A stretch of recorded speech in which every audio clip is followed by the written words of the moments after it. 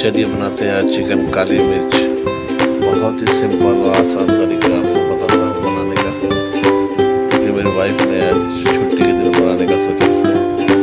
देख के आपको मज़ा आ जाएगा और बना के घर में खाएंगे तो डबल मज़ा आएगा। एक बार घर में ट्राई करके देखिएगा, इसी तरीके से बनाएंगे जैसे आपको वीडियो में दिख रहा है। ये सब बनाने टीवी के सामने बैठ के कोल्ड ड्रिंक के साथ